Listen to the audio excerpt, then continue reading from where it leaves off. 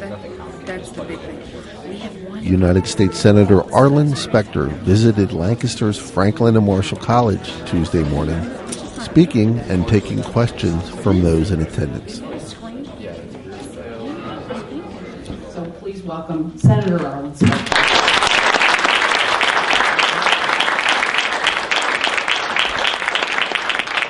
Thank you. At the outset, I want you to know that everybody sitting in the front row is available for the raffle of a big gift certificate, and the people in the back row are going to be penalized. The big issue, of course, is the economy, the $700 billion bailout. Frankly, I thought we rushed to judgment on it. Internationally, we face an enormous number of problems. I think had we known Saddam Hussein did not have weapons of mass destruction, we wouldn't have gone into Iraq. Once there, we don't want to leave it destabilized. The war in Afghanistan is a real problem. We need more help from other countries. Are drastically in need of developing alternative sources of energy, hydropower, solar, wind power, to relieve the dependence on OPEC oil. Pause at this point to invite your comments, observations, questions. Who do you think, just be honest, best you can, won't get upset one way or the other. Who do you think in this election is the best leader to help us in these troubled times with the economy? Who do you think is going to get upset? You and me.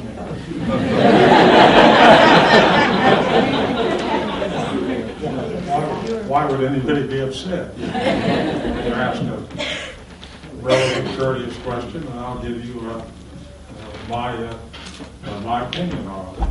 I say McCain, and not from a point of view of partisanship, although I am a Republican, but I would choose John McCain because of his experience. If in this atmosphere, someone in the Homeland Security Department should decide that I am an enemy combatant, I have no recourse. I can be taken away and I will be put into the Constitution-free zone. I will have no habeas corpus. I will not be able to confront my accusers. I cannot have any counsel. I am essentially in limbo, and you realize that, I'm sure, because you've been around a long time. No, I don't realize that, and you are wrong. The Supreme Court brought habeas corpus back.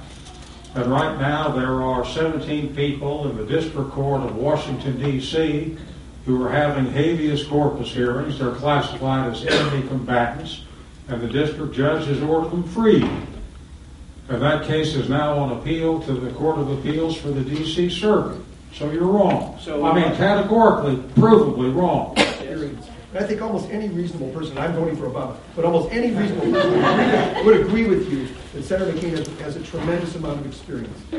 The question I have is then, what happens if he passes away? I think she has made a start on answering her question, because she has to answer the question. I can't answer the question. Her experience is obviously very, very limited. Mayor of a city, a small city in Alaska, governor of Alaska for a year and a half. Her responses initially were not too good on the interview.